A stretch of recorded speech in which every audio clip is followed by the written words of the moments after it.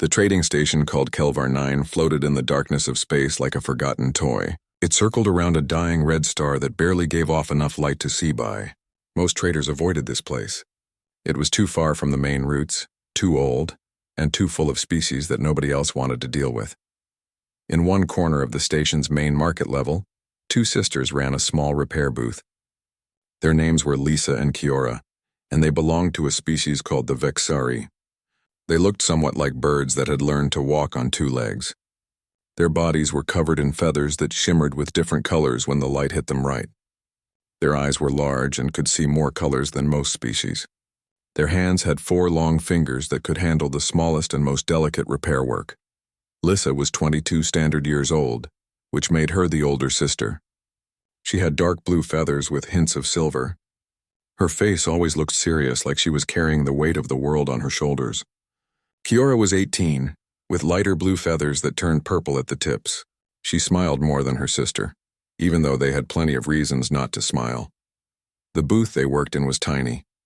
It had one workbench, a few tools hanging on the walls, and a sign that read, "Vexari Repairs, Fair Prices, Good Work." The sign was old and flickering. They couldn't afford to fix it. Business was slow. It had been slow for months. Other traders walked past their booth without looking. The Vexari had a bad reputation in the galaxy. People said they were unlucky. People said that dealing with them brought bad fortune. None of it was true, but truth didn't matter when you were trying to survive. The sisters were 3 days away from being kicked off the station. They owed money for booth rent and they had no way to pay it. Lisa had counted their credits that morning. They had enough for maybe 2 more meals if they shared. On this particular day, Lisa was trying to repair an old data pad for their last customer. Her hands shook slightly from hunger, but she forced them to stay steady. Kiora sat on a stool near the entrance, watching the crowds pass by. She called out to anyone who made eye contact, offering their services. Most people looked away quickly. Then something unusual happened. A human walked up to their booth. Humans were still new to the galaxy. They had only been traveling in space for about 100 years, which was nothing compared to species that had been among the stars for thousands of years. Most aliens thought humans were interesting but foolish. They made friends too easily. They trusted too quickly. They didn't understand how the galaxy really worked. This human was a man in his mid-30s. He had brown hair that was getting gray at the sides and a face that showed he had spent a lot of time in space. His clothes were practical, a working man's outfit, worn but clean. He had kind eyes, the sort that actually looked at you instead of through you. "Excuse me," he said in decent common trade language. "Do you handle repairs on human ships?" Lisa looked up from her work. She studied the man carefully. "Depends on what needs fixing," she said. Her voice was cautious. "Power coupling," the man said. "Primary one. Took some damage running from pirates near the outer drift." Lisa and Kiora exchanged glances. Power couplings were complicated. Human technology was even more complicated because it was different from everyone else's. Most repair shops wouldn't touch it. "Why come to us?" Lisa asked. "There are bigger shops on this station." The man smiled, but it was a tired smile.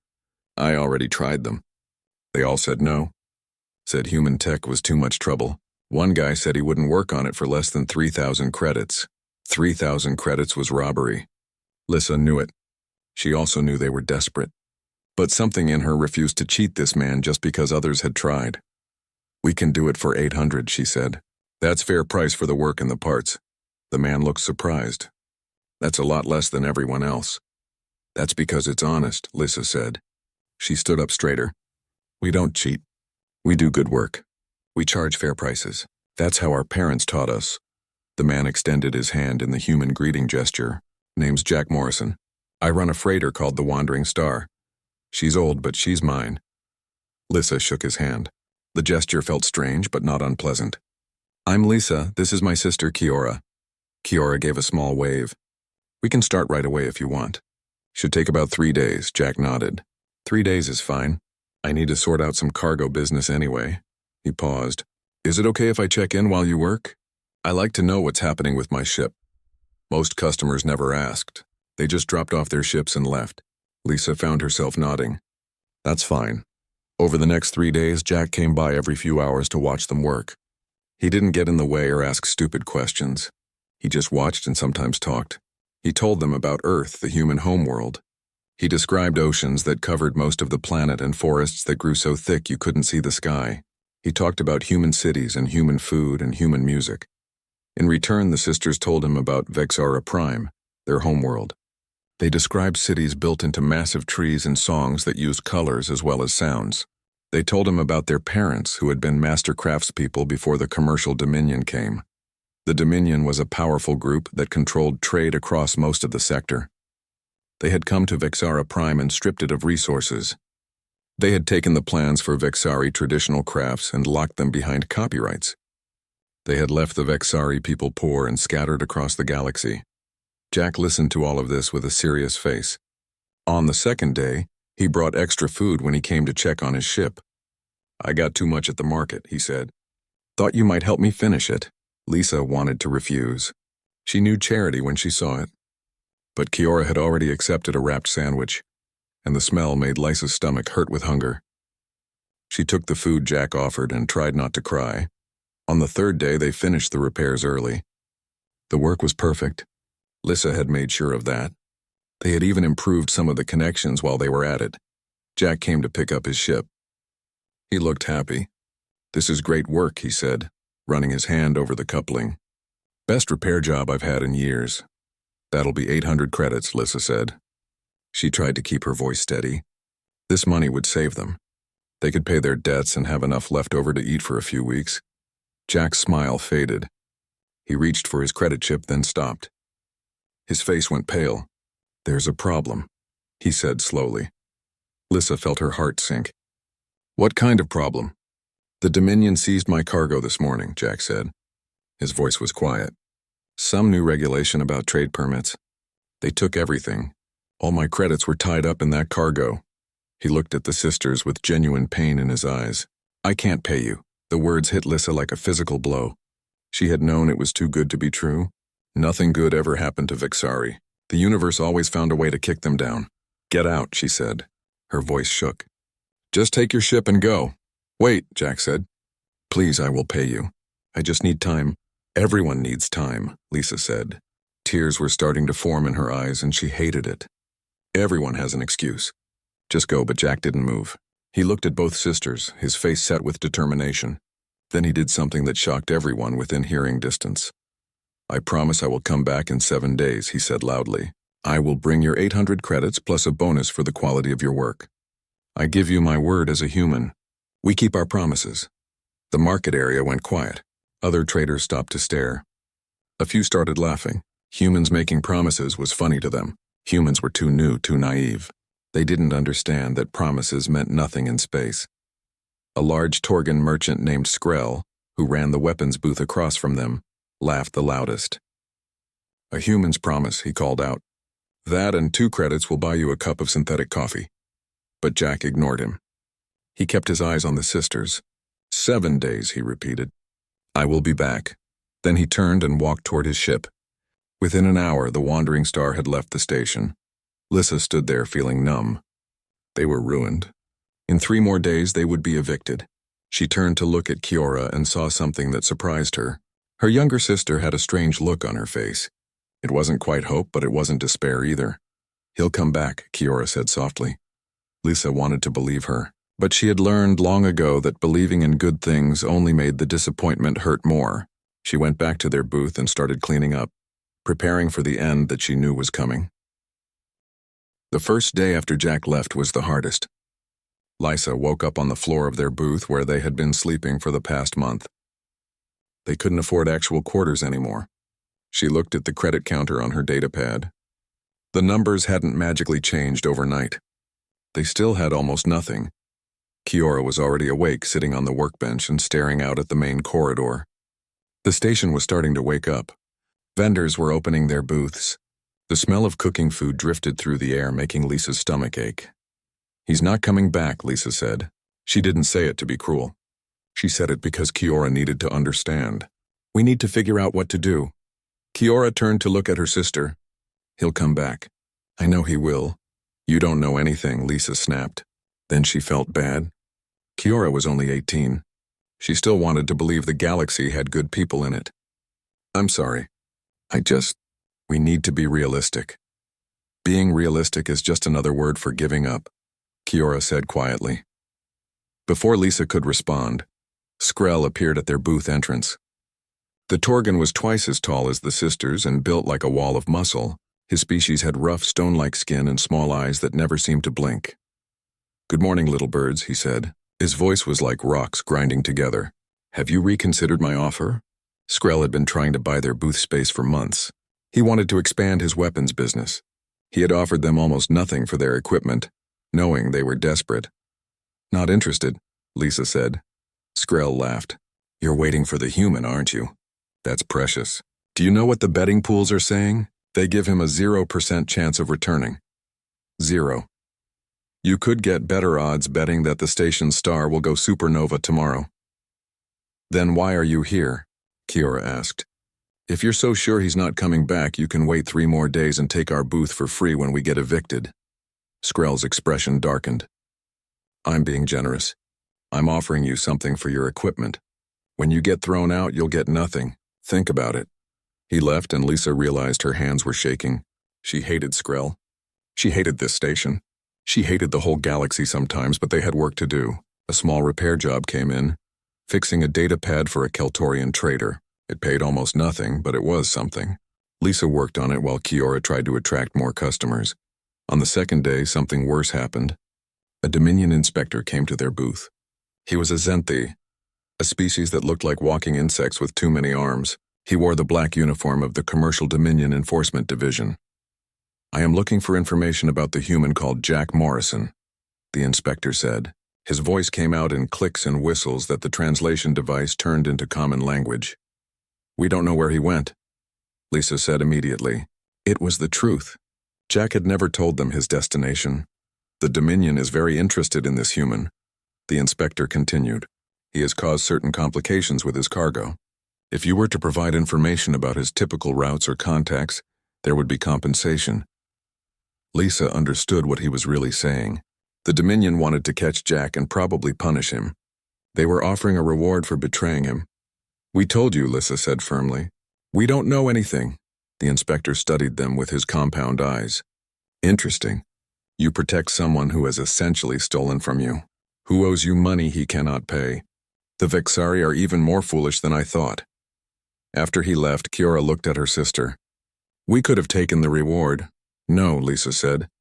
"We couldn't have." "Not for that," Kiora smiled. It was a small smile, but it was real. "So you don't think all humans are liars, then?" Lisa didn't answer. She didn't know what she thought anymore. The third day brought more mockery. Word had spread through the station about the humans' promise. Other vendors would call out to them as they passed. "Any sign of your human friend?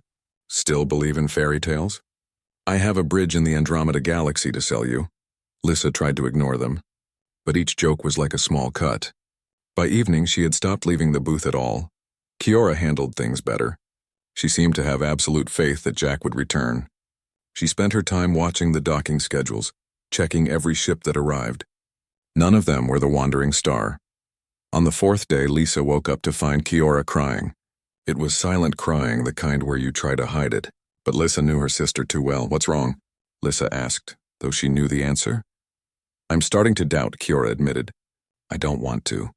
But it's been 4 days. What if everyone else is right? What if he really was just another person who says nice things and then disappears?" Lisa sat next to her sister and put an arm around her. "I don't know," she said honestly. "I want to believe he's different. But wanting something doesn't make it true." They sat together in silence for a long time. Outside, the station continued its daily business. Life went on, whether you were hopeful or not. The 5th day was when Lisa finally made her decision. She contacted Skrell and told him she was ready to discuss his offer. They needed to be practical. In 2 more days, they would be evicted anyway. At least this way they might walk away with enough credits to book passage off the station. Skrell came by in the afternoon with a contract ready. The offer was insulting. Their equipment was worth at least 5,000 credits on the open market. He was offering 800, the same amount Jack had owed them. The irony wasn't lost on Lisa. "I need time to think," Lisa said, even though she knew she had no choice. "You have until tomorrow morning," Skrell said. After that, my offer goes down to 600. That night, the sisters didn't sleep. They sat in their booth and talked about their parents, about the old days on Vexara Prime, about the way things used to be before the Dominion came. Do you remember the song Mother used to sing? Kiora asked. The one about the stars being the eyes of ancestors watching over us? Lissa nodded. She hadn't thought about that song in years. Their mother had died 5 years ago. Their father had followed her 2 years later. Some people said Vexari died of broken hearts when they lost their mates. Lissa thought it was more that they just gave up. I wish they were here, Kiora said. Me too. The 6th day arrived too quickly. Lissa had made up her mind. She would accept Skrell's offer. It was over. They had waited long enough. She started packing their personal belongings. There wasn't much. Some clothes, a few tools that had belonged to their father, a small crystal sculpture their mother had made. Everything else belonged to the booth and would go to Skrell. Kiora watched her pack but didn't help. One more day, she said, please. Just wait one more day. Why? Lissa asked. She was too tired to be gentle. So we can be disappointed one more time? So we can hope for something that's not going to happen? Because he promised, Kiora said. Her voice was stronger now. He looked us in the eyes and promised. 7 days. Tomorrow is the 7th day. We owe it to him to wait the full time. We don't owe him anything, Lissa said. He owes us. That's not what I mean. Kiora stood up and faced her sister. If we give up now on the 6th day, then we're saying we never believed in him at all. We're saying that promises mean nothing, that kindness means nothing, that the galaxy really is just full of liars and cheats. Is that what you want to believe? Lissa looked at her younger sister and realized Kiora had grown up sometime when she wasn't paying attention. What if he doesn't come? She asked softly. Then at least we gave him every chance, Kiora said. At least we can say we believed in something, even if just for 7 days. Lissa thought about it. Thought about Jack sharing his food. About the way he had listened when they talked about their parents. About the determination in his eyes when he made his promise. Okay, she said finally. One more day. But tomorrow evening, if he hasn't come back, we take Skrell's offer. Agreed? Agreed. They spent the rest of the 6th day cleaning their booth. If these were their last hours here, they wanted the place to look its best. It was foolish and pointless, but it gave them something to do besides worry. That night, Kiora fell asleep with her head on the workbench. Lissa covered her with a blanket and then sat in the doorway, looking out at the stars beyond the station's windows. She thought about Jack Morrison somewhere out there in the darkness. She thought about promises and hope and all the things that seemed so foolish in the cold reality of space. Tomorrow was the 7th day. Tomorrow they would know if humans were really different from everyone else, or if kindness was just another lie the galaxy told to make the darkness seem less dark. Lissa closed her eyes and, for the first time in years, whispered a prayer to the stars. She didn't know if anyone was listening. But she asked anyway, please let him come back. Please let there be one good thing in this galaxy. Just one. The stars didn't answer. They never did. But Lissa sat there until morning came, watching and waiting for a ship that probably would never arrive. The 7th day started like any other day on Kelvar 9. The station lights came on at the designated morning hour. Vendors opened their booths. The smell of food from various worlds mixed together in the corridors. Life continued as it always did. Lissa and Kiora sat in their booth surrounded by packed boxes. Everything was ready to go. Skrell would arrive in the evening to complete the purchase. The station authorities would come shortly after to process their eviction. It was all arranged, but they had promised to wait the full 7 days. So they waited. The morning passed slowly. Kiora kept checking the docking schedules on her datapad. Her hands shook slightly every time a new ship appeared on the list. But none of them were the Wandering Star. Around midday, a few other vendors came by. Some were genuinely sympathetic. Others just wanted to see the foolish Vexari, who had believed in a human's promise. Lissa ignored them all. She had nothing left to say. Skrell appeared around mid-afternoon. He looked pleased with himself. Getting ready for me, I see, he said, gesturing at the packed boxes. Smart. I'll be back in 3 hours with the final paperwork. Have everything ready to transfer. After he left, Kiora turned to her sister. We still have 3 hours. The day isn't over. The day might as well be over, Lissa said. But she didn't start moving the boxes. Some small part of her, the part she tried to ignore, still hoped. The afternoon wore on. 2 hours left. Then 1 hour. Kiora stopped checking the docking schedules. She just sat with her eyes closed, like she was praying or maybe just trying not to cry. Lisa watched the station's main corridor. People walked by. Ships came and went. The universe kept turning, completely unaware that two sisters were waiting for a miracle that wasn't coming. Then, with less than an hour before Skrell was supposed to return, the station alarms went off. Emergency docking alerts were rare on Kelvar 9. The sound was loud and sharp, designed to get everyone's attention. Lissa jumped to her feet. Kira's eyes snapped open. "What's happening?" Kiora asked. The announcement came through the station speakers.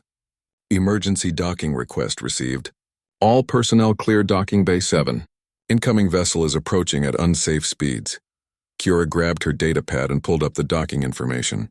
Her hands were shaking so badly she almost dropped it. Then she let out a sound that was half laugh, half sob. "It's him," she whispered. "Lisa, it's the wandering star." Lisa felt something break open inside her chest. Hope, fear, disbelief, and joy all mixed together until she couldn't tell them apart. She grabbed Kira's hand and they ran toward the docking bay. They weren't the only ones. News traveled fast on a small station. By the time the sisters reached docking bay 7, a crowd had already gathered. Skrell was there. So were many of the vendors who had mocked them. Everyone wanted to see if the human had really come back. Through the bay windows, they could see the wandering star approaching. The ship was moving too fast, way beyond safe docking speeds. Something was clearly wrong. Scorch marks covered the hull. One of the side panels was missing entirely. The ship looked like it had been through a war. "He's going to crash," someone in the crowd said, but Jack didn't crash. At the last possible second, he fired the reverse thrusters. The ship shuddered and shook, metal screaming in protest, but it slowed down just enough.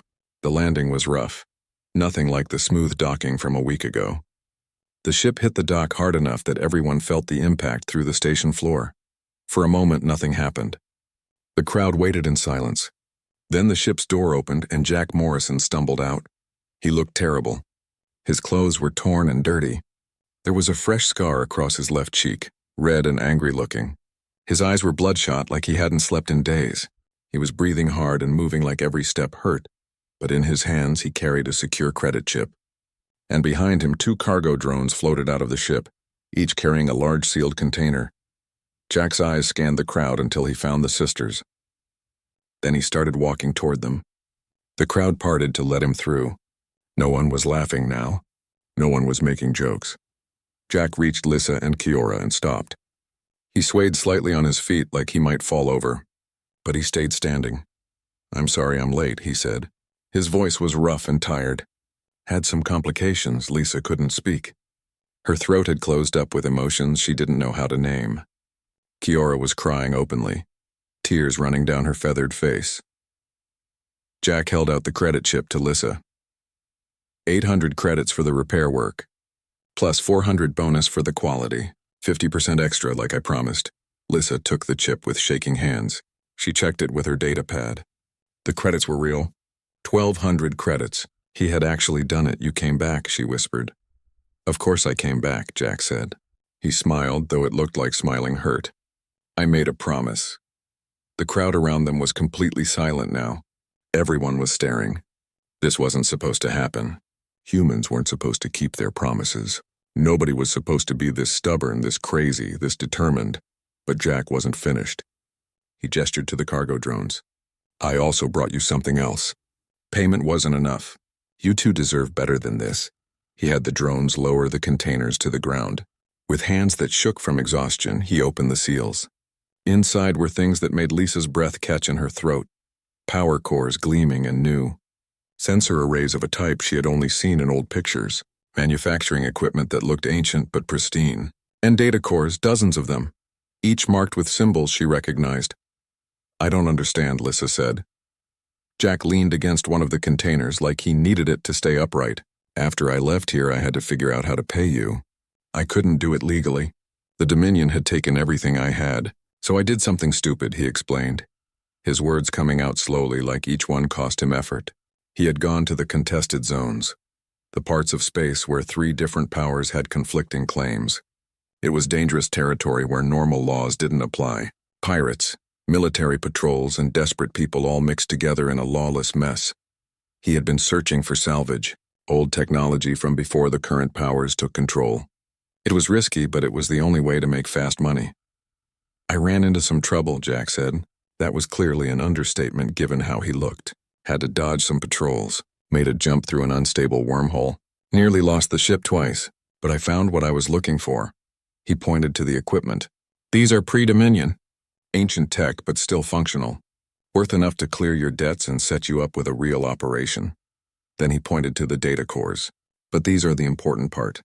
These contain Vexari traditional manufacturing specifications, the original ones from before the Dominion copyrighted them." Lisa felt like the ground had disappeared beneath her feet. "How did you know about that?" "You told me," Jack said. "About your parents. About how the Dominion took your people's designs and locked them behind legal walls. These cores have the old specifications. Under pre-Dominion law, they're public domain. The Dominion can't touch them." Kiora made a sound like a wounded animal. "That means we can build again. We can make the traditional pieces. We can teach other Vexari," Jack nodded. "That's the idea. You can sell the equipment if you need the money. But the data, that's yours to keep and share however you want." Skrell pushed through the crowd. His face showed a mix of anger and disbelief. "This is stolen property. It has to be. No one just finds pre-Dominion data cores." "Check the documentation," Jack said. He pulled out a data pad and handed it to the station master, an old Keltorian named Vex who had been watching from the edge of the crowd. Everything was salvaged from the contested zones. That makes it legal under the old salvage covenant. The Dominion has no jurisdiction there. Vex examined the documents carefully. He was old and had seen many attempts at fraud. But after several minutes, he looked up and nodded. "It's legitimate. This is all legal salvage. The Dominion can file a complaint, but it won't go anywhere." Skrell looked furious. The crowd started murmuring. Some looked shocked. Others looked impressed. A few vendors were already pulling out their data pads, probably to spread the news. Lissa looked at the equipment, at the data cores, at Jack, who was barely staying on his feet. She thought about what this meant: freedom, future, hope. "Why?" she asked. The question came out as barely a whisper. "Why risk so much for us? We're nobody, just two Vexari trying to survive." Jack looked at her with those kind, tired eyes. "I made a promise," he said simply. "That's reason enough. But also..." He paused, like he was deciding whether to continue. "You reminded me of my sisters back home. I have two younger sisters on Earth. I couldn't help them when they were struggling. I was too far away. But I could help you." He swayed dangerously. Kiora quickly moved to support him. "You need medical attention," she said. "I need sleep," Jack corrected. "And maybe some food. And definitely ship repairs. But first I needed to keep my promise." Lisa felt tears starting to fall. She didn't try to stop them. "Thank you," she said. It wasn't enough. Words would never be enough. But it was all she had. Jack smiled. "You're welcome. Now, if you don't mind, I'm going to pass out. Someone should probably catch me when that happens." He did pass out right there in the docking bay. Jack woke up 2 days later in the station's medical center. His body ached in places he didn't know could ache. The medical staff had treated his injuries, given him fluids, and let him sleep for 40 straight hours. He felt almost human again. Lissa and Kiora were sitting next to his bed when he opened his eyes. They had been taking turns watching over him, making sure he was okay. It reminded Jack of his own sisters back on Earth. "You're awake," Kiora said, relief clear in her voice. Jack tried to sit up and immediately regretted it. Everything hurt. "How long was I out?" 2 days, Lissa answered. "The doctor said you were severely dehydrated and exhausted. They also treated about 15 different injuries. What happened out there?" Jack leaned back against the pillow. The memories were still fresh and sharp. "You want the whole story?" "We want to understand," Lissa said. "You nearly killed yourself for us. We need to know why." So Jack told them everything. After leaving Kelvar 9, he had immediately set course for the contested zones. It was the only place where someone like him could make fast money. The zones were areas where 3 different governments all claimed territory, but none could fully control it. That meant salvage rights were up for grabs for anyone brave or foolish enough to go looking. The first 2 days were just travel. Jack pushed his ship hard, running the engines at higher power than they were designed for. The wandering star complained the whole way, but she held together. The real problem started when he reached the zones. The area was full of debris from old wars and forgotten colonies. But it was also full of people who didn't want competition. Jack ran into a pirate group on his second day there. They had tried to board his ship and take whatever he found. "That's where I got this," Jack said, pointing to the scar on his face. "One of them got lucky with a blade before I managed to seal the airlock on them." Kiora looked horrified. "They tried to kill you?" "They tried to rob me," Jack corrected. "Killing would have just been a side effect. But I got away. Barely." After that, he had to avoid a military patrol from one of the claimant governments. They didn't like independent salvagers in their claimed territory. Jack had hidden his ship in an asteroid field for 6 hours while they searched for him. "That's when I found the data cores," Jack said. "I was hiding in this asteroid field waiting for the patrol to leave, and my sensors picked up something weird. There was a structure buried inside one of the larger asteroids. It had been an old storage facility from before the current powers existed. The Dominion, the Commonwealth, the Federation, none of them had been around when this place was built. It was ancient, maybe 500 years old. Someone had stored things there and never come back. Inside, Jack found equipment and data that had been perfectly preserved. The facility had its own power source that had kept running all those centuries. Everything was still functional. "I couldn't believe my luck," Jack said. "I found power cores, manufacturing equipment, and hundreds of data cores, but I didn't know what was on them until I checked." When he had scanned the data cores, he found they contained manufacturing specifications for dozens of different species, including Vexari. The traditional designs that the Dominion had locked behind copyright laws were here in their original form, free and clear. "I knew right then that I had to get these to you," Jack said. "This was bigger than just paying a debt. This was a chance to change things. But getting the salvage out wasn't easy. The data cores were small, but the equipment was heavy. Jack had to make 3 trips back to the facility, each time risking detection. On his last trip, the military patrol came back. "They saw me this time," Jack said. "I had to run for it. They chased me halfway across the zones. I couldn't go through normal routes because they would have caught me, so I took a shortcut." Lisa's eyes widened. "The unstable wormhole," Jack nodded. "It was marked as dangerous on all the charts.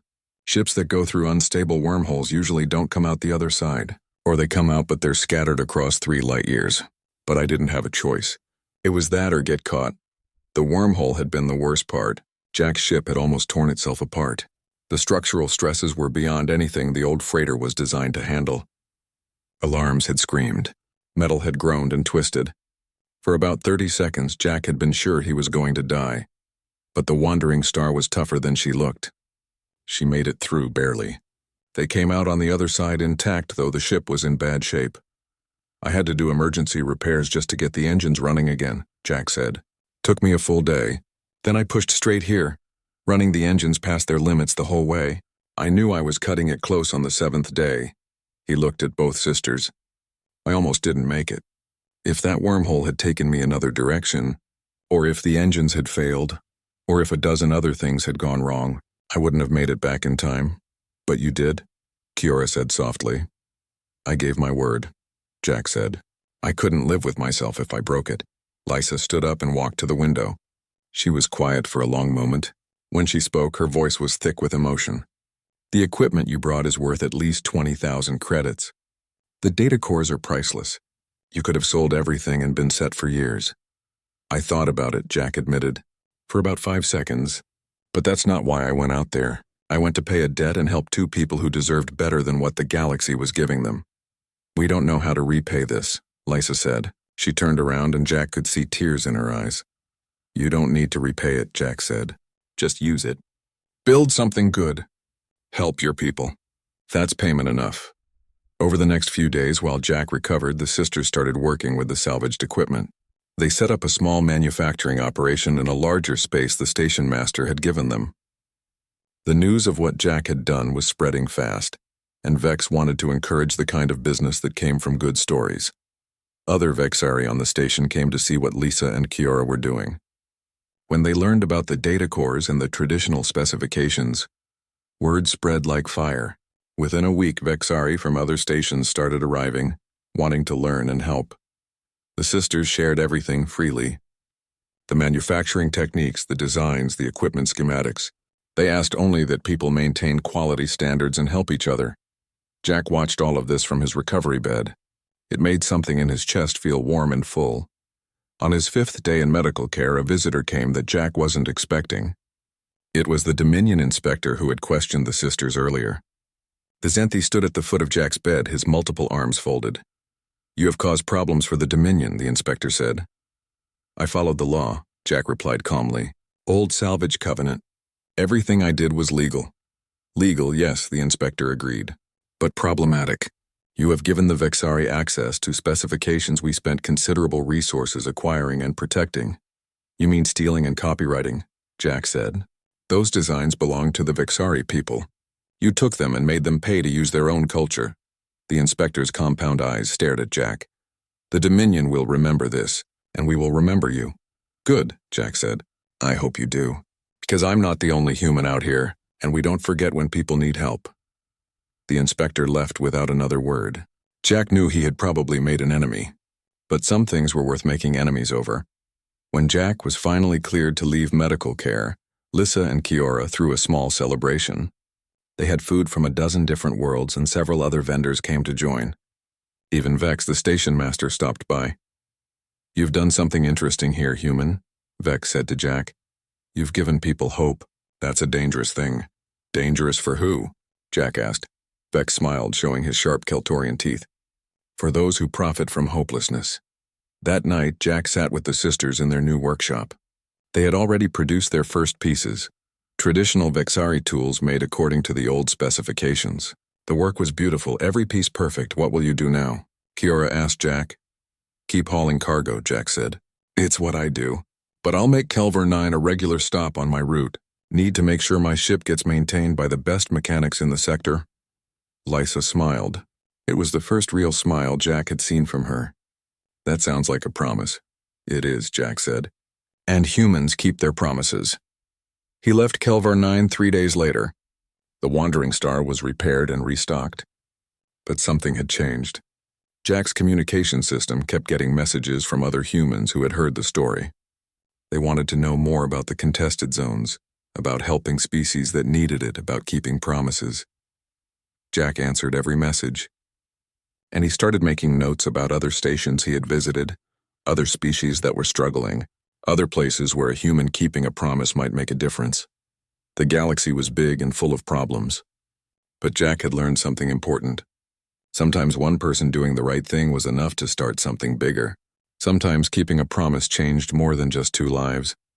As he jumped to hyperspace, leaving Kelvar 9 behind, Jack thought about his sisters back on Earth. He would write to them tonight and tell them about Lissa and Kiora.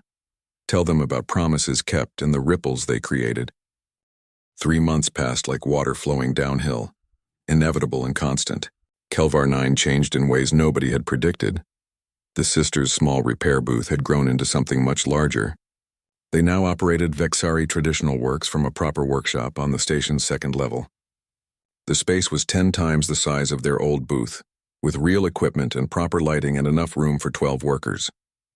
Other Vexari had come to learn and help. Some stayed on Kelvar 9. Others took what they learned and returned to their own stations and colonies. Everywhere they went, they brought the traditional specifications and the knowledge to use them.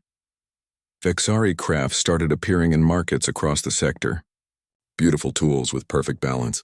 Sensor equipment that combined traditional designs with modern technology. Art pieces that sang with color and light. Every piece bore the traditional Vexari mark, a small feather design that meant quality and pride. The Dominion tried to stop it at first. They filed copyright complaints. They sent inspectors. They threatened legal action. But the old salvage covenant protected the Vexari.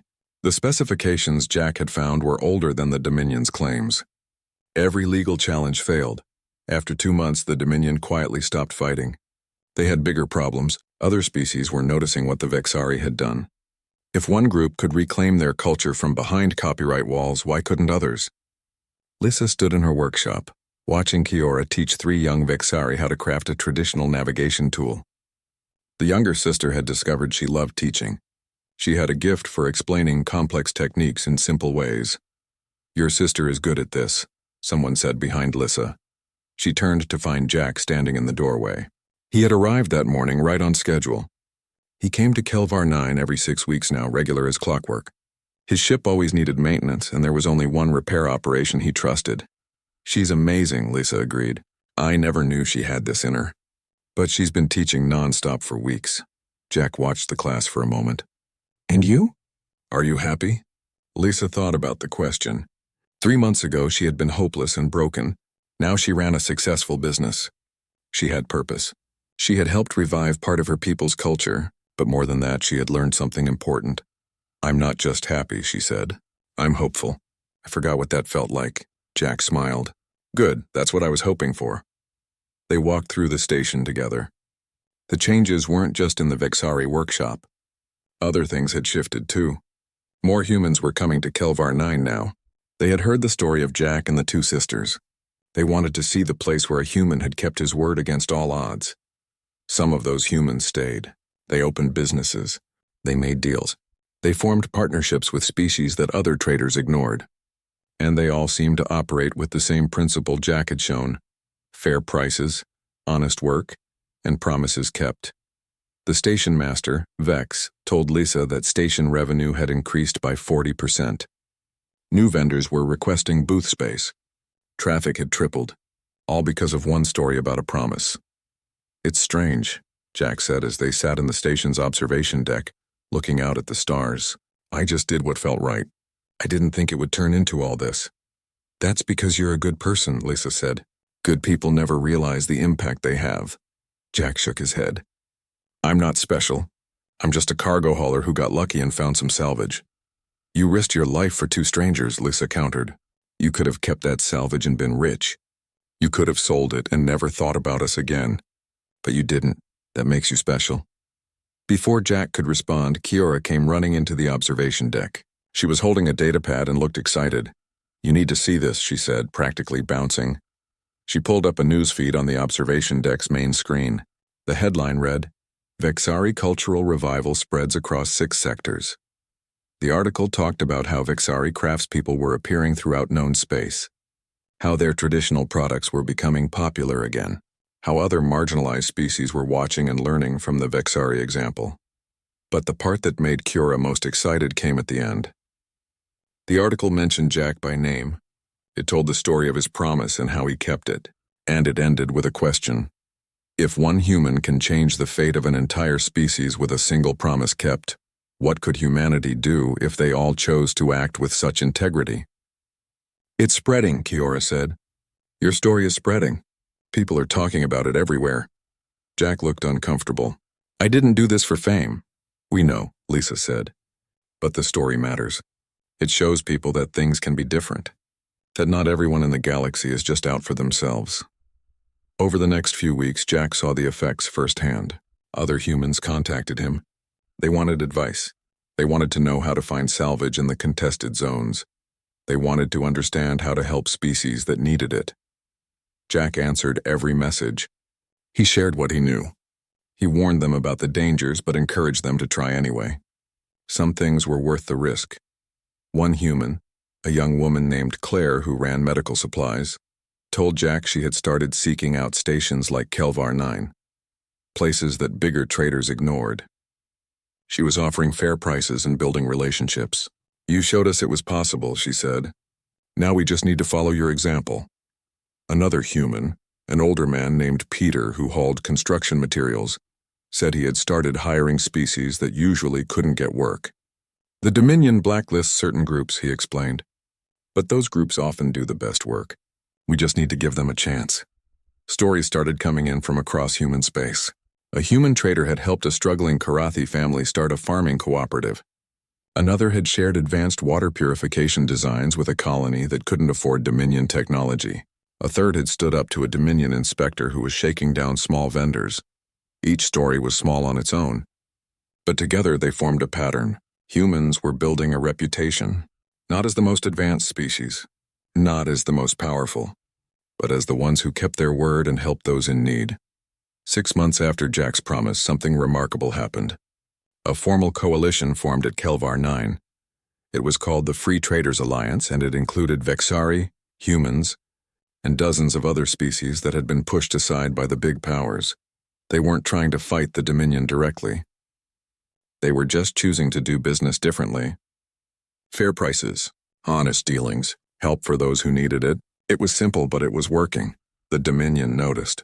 How could they not? Their profit margins were shrinking as species found alternatives. Their control was weakening as people realized they had other options. The giant corporation that had controlled the sector for decades was starting to crack. Lisa and Kiora attended the first official meeting of the Free Traders Alliance. Over 200 representatives came, filling Kelvar 9's largest conference room. They came from stations and colonies across multiple sectors. Bex, the station master, opened the meeting. We are here because we believe business can be done differently. We believe in fair trade, honest work, and keeping promises. We believe these things not because they are easy, but because they are right. The crowd cheered. Lisa looked around at all the different species represented. So much diversity, so much hope. All because one human had kept his word.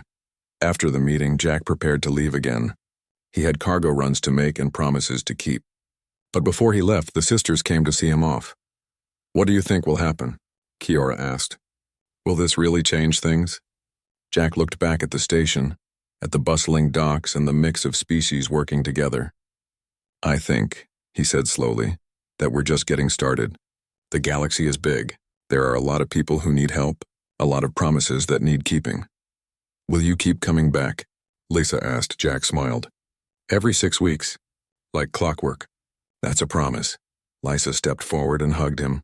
It was the first time she had initiated physical contact with anyone outside her sister since her parents died. Jack hugged her back. Thank you, Lisa said. For everything. For coming back. For keeping your word. For showing us that good people still exist. Thank you, Jack replied. For reminding me why promises matter. For showing me that one person can make a difference. For being my friends. Kiora joined the hug, and for a moment they stood there. 3 people from different worlds who had found family in the vast darkness of space. Jack boarded the wandering star and departed. As his ship jumped to hyperspace, he thought about the future. The Dominion wouldn't fall overnight. Change never happened quickly, but it was happening. 17 years later, historians would look back and try to understand how the Dominion collapsed. They would analyze economic data. They would study political movements. They would examine 1,000 different factors. But the historians who really understood would trace it back to one moment. To a promise made on an insignificant station at the edge of nowhere. To 2 sisters who dared to hope. To a human who believed that keeping your word mattered more than profit. Because sometimes the smallest acts create the largest ripples. Sometimes one promise kept is enough to change a galaxy. And sometimes being human means being stubborn enough to do the right thing, even when everyone says it's impossible.